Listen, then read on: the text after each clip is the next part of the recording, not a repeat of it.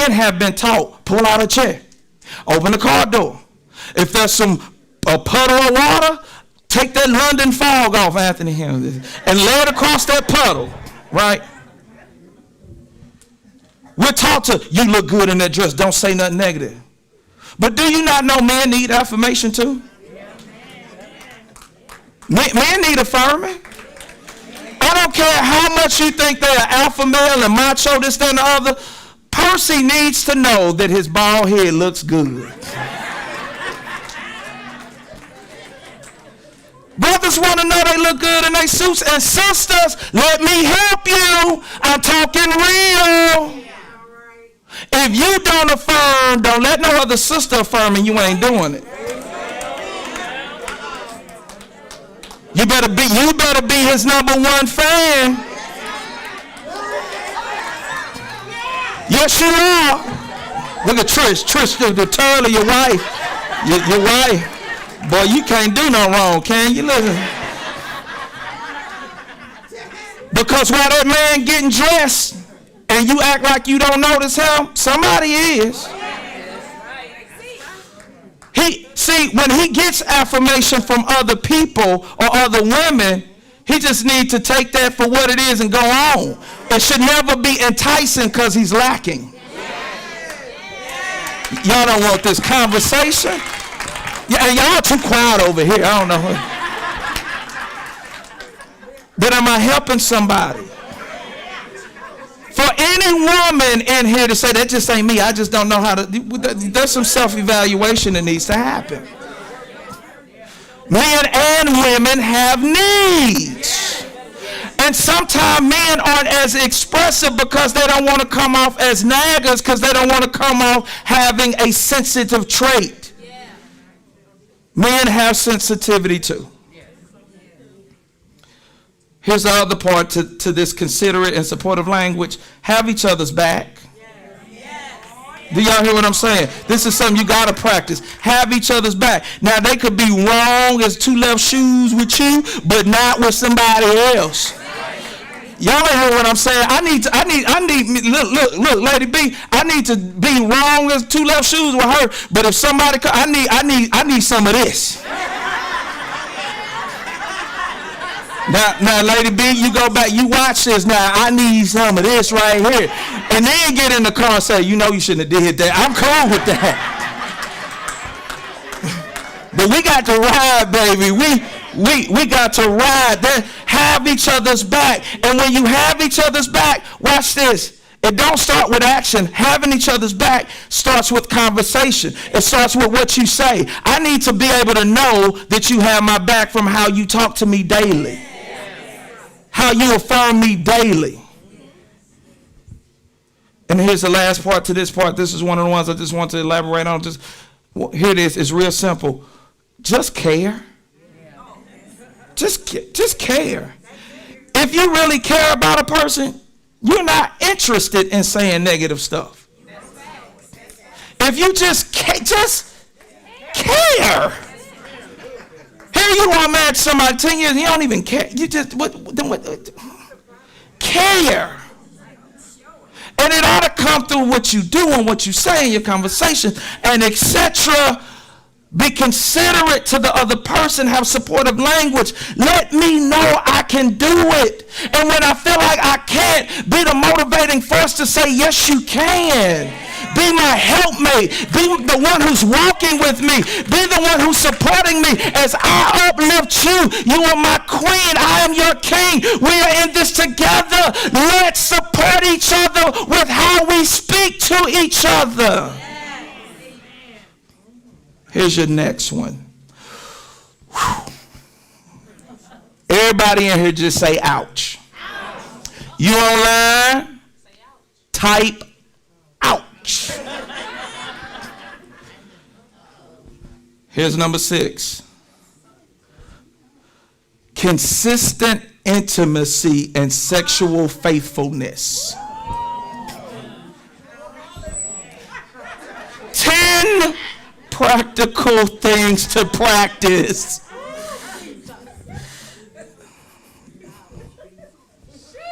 Consistent intimacy and sexual faithfulness. Erica, I'm going to mess somebody out up with this one. Let me start here, Mother Young. 1 Corinthians 7 says, verse 3 through 5, the husband should give his wife her conjugal rights, and likewise the wife to her husband. For the wife does not have authority over her own body, corporate submissiveness, but the husband does. Likewise, the husband does not have authority over his own body. The wife does. Corporate submissiveness. Watch this. Ooh.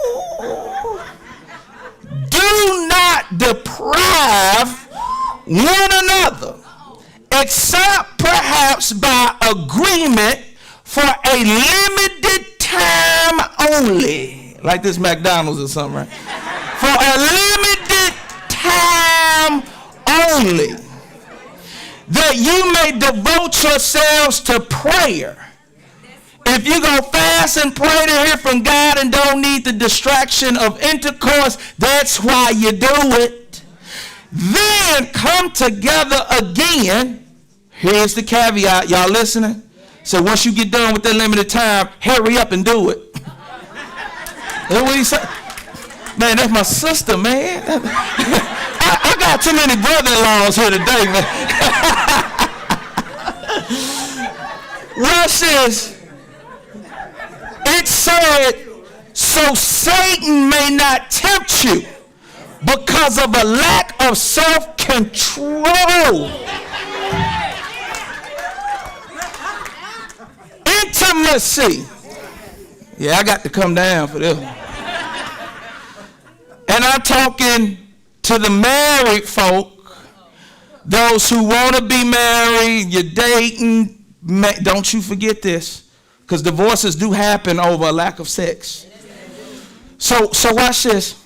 Intimacy and affection is not always sex, which is why it's separate in your point. And brothers, I really need to do a whole seminar on this, because this part I could do weeks worth of information just on this part. Because brothers, we're wired differently. We're wired differently. She would okay. We're wired differently. All you got to do is wear and smell the right way. We're good. But sometimes with sisters, it's not the same. And watch this. If you ain't connect with them up here, their body ain't turning on. Come in like you a barbarian all you want to. They ain't doing nothing for her.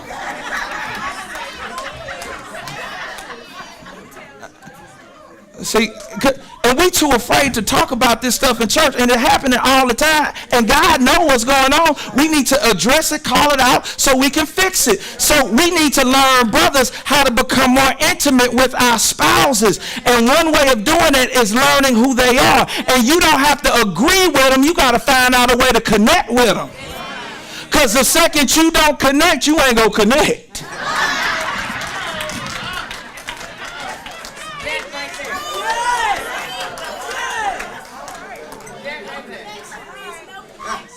And the Bible is making it clear. Watch this.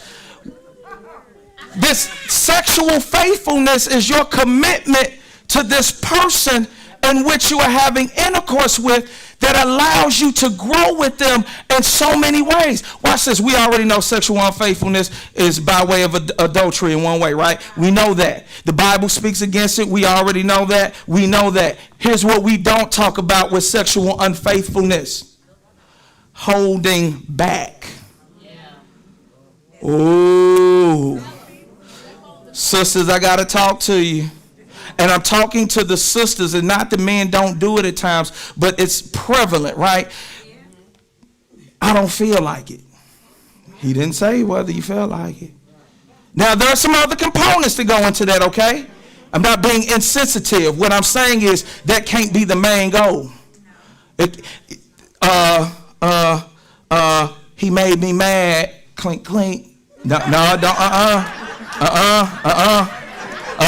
It don't say that.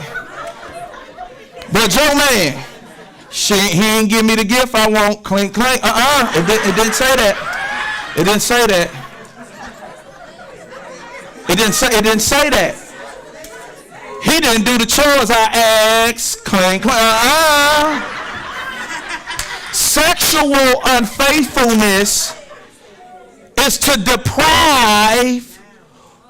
Watch this. The Bible said that your body does not belong to you. So if you keep what don't belong to you, you stealing. Oh. And Paul, who is not married, is teaching you. Listen to me good. I have to make sure I'm clear on this. Even when you zooming in on the camera, I got to make sure I'm clear on this. There is no excuse for infidelity. No. If you cheat, it's because you decided to cheat. Okay? And just don't say the wrong thing you're doing is right. You're making a conscious decision to do what you're doing, okay? But here's the thing.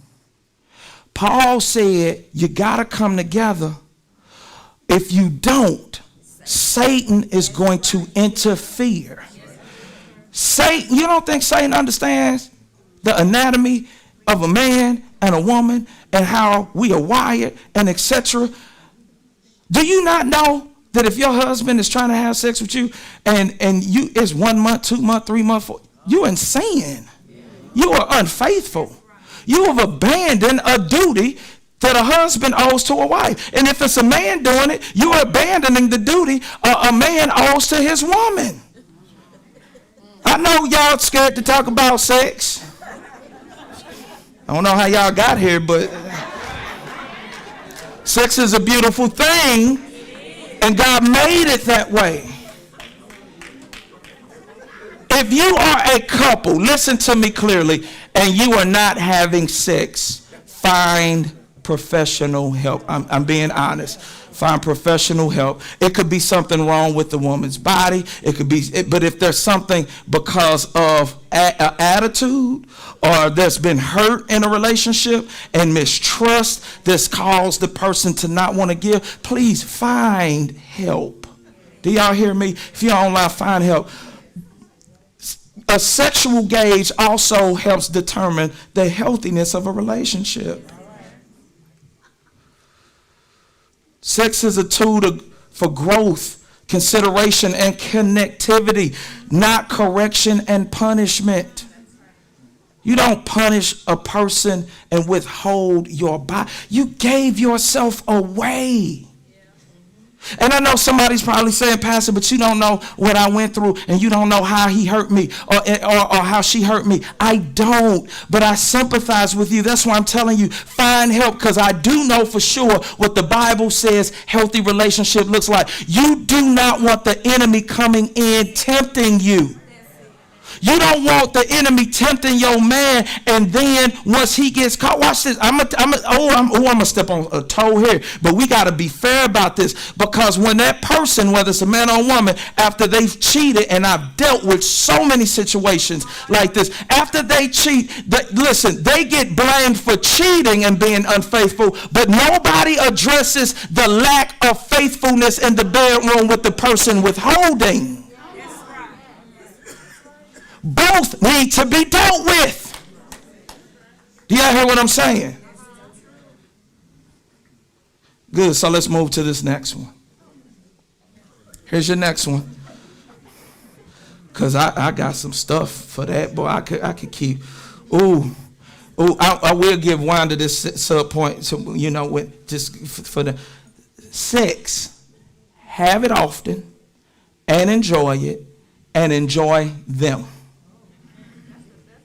Solomon said, for married folk, Solomon said, I see this series is going to be real tough. Let your fountain be blessed and rejoice in the wife with your youth like a lovely deer and graceful doe. Let her breast fill you at all times with delight. Be intoxicated always with her love. That brother wrote some cold-blooded stuff to all the does and deers. That's what the scripture said. Be intoxicated with. You should want to do it, man. You should want to enjoy that experience. Here's your next one. Christ-like acceptance. Here's something that we don't do well and we don't talk about. Christ-like acceptance within a relationship. Sisters, however that man is now, when you go in getting married, don't expect him to change. Hope he does. Pray that he does. But you don't, if you going in thinking potential is going to turn into power, you can end up on the wrong side of history. Brothers, the same with sisters. Don't be trying to get her and then try to change her. No, you're marrying who you're marrying. Know that before you go into it. And sometimes one of our biggest struggles is not really accepting the person for who they are because we have an idea of who we think they should be. And it's really a selfish presupposition about you're presupposing that this person is going to be who you want them to be. And then once you discover after so many years they are who they are, and then you're not happy, and then all this other stuff. Watch this. A man was on the bus and he was sitting next to a seatmate. And he said, man, me and my mother-in-law, man, we get along great. The other guy, the seatmate, said, actually, my mother-in-law and I have a lot in common too. He said, you do? What's that? He said, me and my mother-in-law wish my wife married somebody else. Y'all so crazy, I'm telling you. And usually that happens when you don't accept the person for who they are. You don't want to be there. You're unhappy. And I'm going to tell you, happiness is a choice. Contentment is a choice. Everything in a relationship ain't necessarily happy, but it doesn't mean it has to make you sad. I'm not saying there are not some effects and there's some things that don't hurt and pain, but we don't have to have this perspective. We have to accept who they are. Expect healthy change, but accept them where they are. You have to take the good and receive the bad without accepting the bad. This is the Christ-like acceptance. Look at who you are. Don't God love you? But he also is loving you where you are, but he also has a litmus for you to grow in sanctification to be better. When we could take on that same perspective about our spouses and those who we're dating, that listen, I love you and I accept you and I accept you for where you are, but that's not the end goal of who we're going to grow to be. Sometimes you want this instant change. How many of you know that sometimes in relationships you got to go through some battles before that person even make a shift? Sometimes it's some stuff they got to learn on their own. You could tell them till you black and blue in the face, they're not changing until they figure it out for themselves. Now you married this person, you got with this person, accept them for who they are. Here's the next thing. Not only do you need Christ-like acceptance. Oh wait, let me go back here. Let me help some people. One reason, and this was from a study, one reason men like being around their friends more often than their spouses is because their friends accept them for who they are. Their friend ain't saying, pick that up off the floor. They just be like, dude, you gross. They're not criticizing how they dress, how they look, whatever. A man with his friends could say whatever, do whatever, feel whatever, and not feel loved. And as soon as he walks through the door of a woman who's critical and contentious, which the Bible says it's better for a man to live on the corner of a rooftop than in a house with a contentious woman, he'd rather be with his friends because he's accepted. He comes home to be tolerated.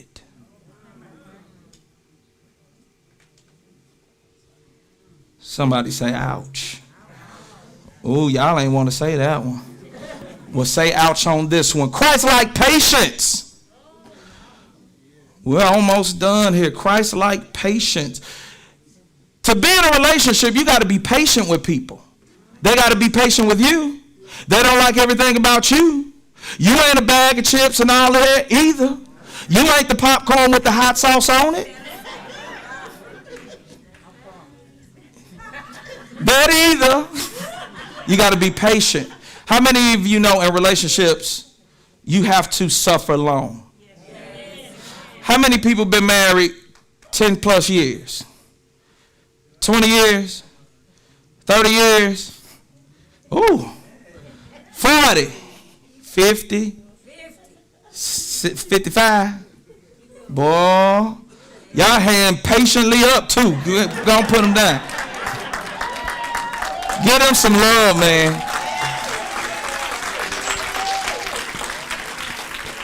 You know what kind of patience she had to put up with him? Look at her. She did a little God Baptist shout then, didn't she? And you don't have long. Listen, you cannot make it a lifetime without being patient. Patient doesn't mean people ain't gonna get on your nerves. Patient means you love them enough to keep going along with them. It's a journey. Patience, waiting it out, having the game. Walk with them in grace. Patience produces hope, and that hope does not disappoint. Here's number 9. We're almost done. Constant quality time.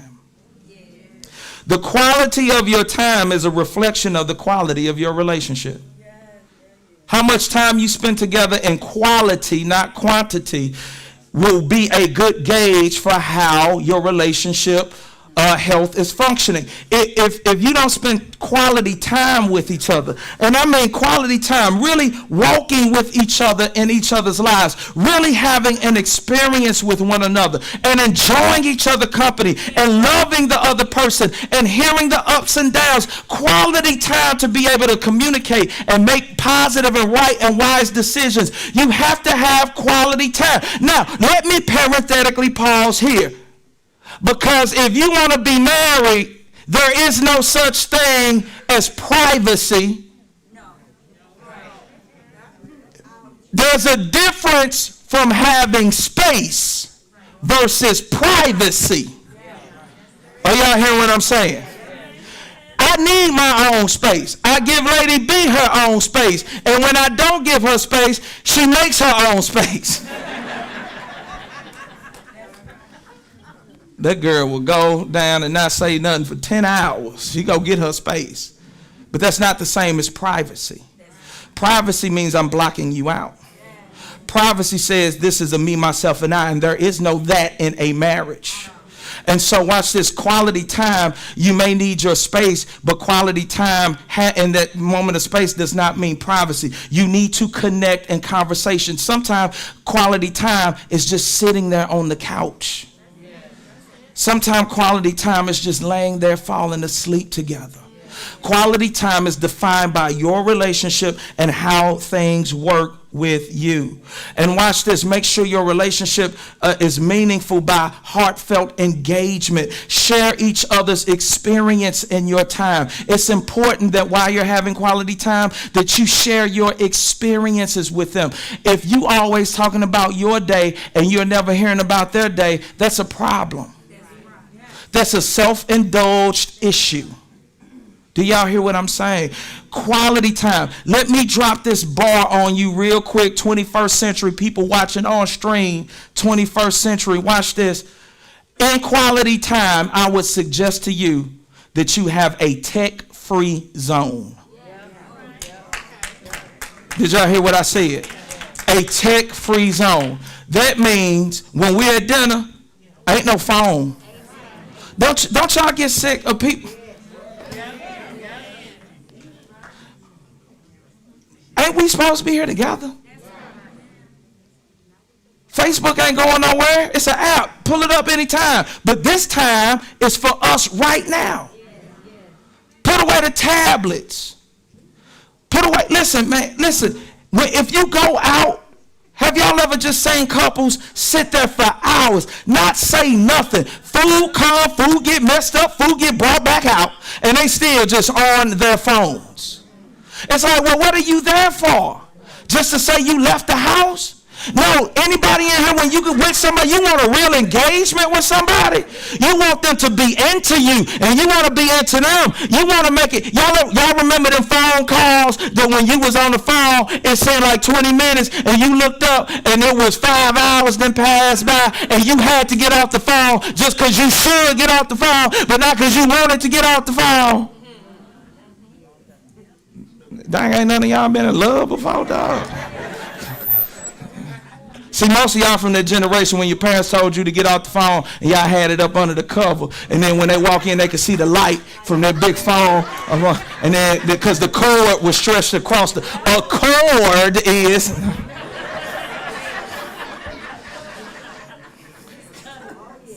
quality time.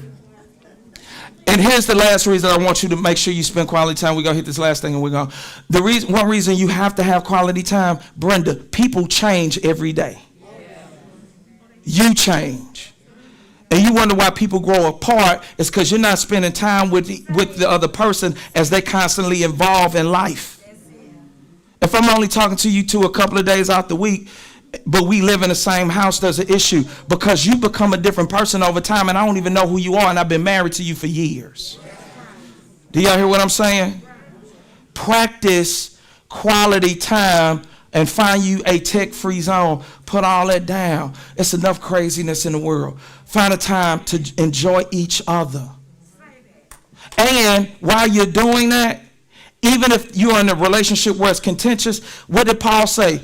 Be gentle, show humility, so that you can preserve the unity of the Spirit, which is the bond of peace. That's how you do it. Here's the last thing for today, and I'll see y'all for class next week. Covenant mutuality. Covenant mutuality. Ephesians 5:33. Nevertheless, each individual among you also is to love his own wife, even as himself, and a wife must see that she respects her husband. Covenant mutuality.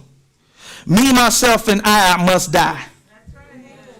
Let me say it one more time. Me, myself, and I must die. What did we say earlier? That my pastor taught, practice out loving the other person. You'll never go wrong. Paul says it like this in Romans 12:10. Be devoted to each other with mutual affection. Excel at showing respect for one another. Sisters, I hate to tell you this, but it ain't all about you. Men, I hate to tell you this, it ain't all about you. Sisters, it ain't about you just being catering to. Cater to your man. And I'm not saying cater to your man because there's other vultures out there that will. I'm telling you to do it because you ought to want to do it because that's your man.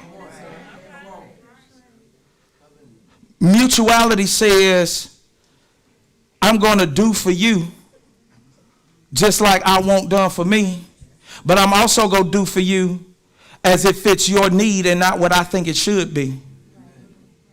I mutually care about breaking your heart. I mutually care about building you up. I mutually care about your sexual desires. I mutually care about your friendship. I mutually care about your day. Do you know that marriage is not a game of 50-50? Sometimes it's 80-20, sometimes it's 60-40, sometimes it's 99-1. But what it should be, whether it's 99-1, 60-40, 50-50, or 30-70, that should be mutual. And you know what the mutual thing is you should be doing? Your best. We mutually invest our best into each other. We mutually give ourselves to each other. And we mutually cling to each other. So as I take my seat,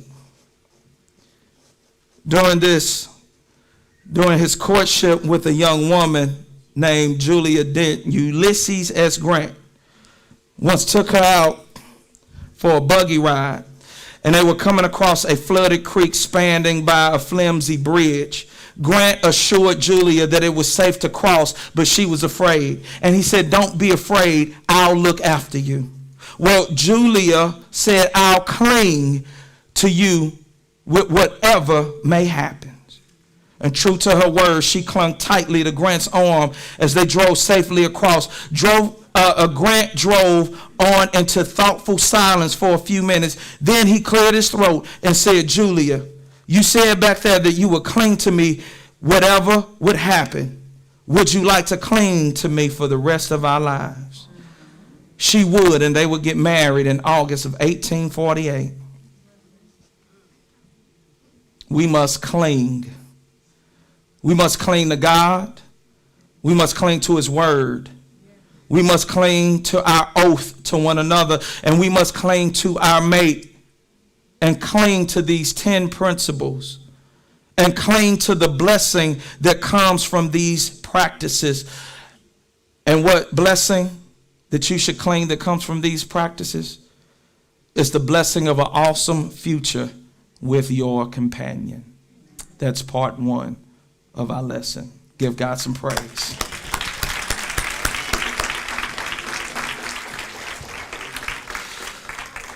So here's what we're going to do.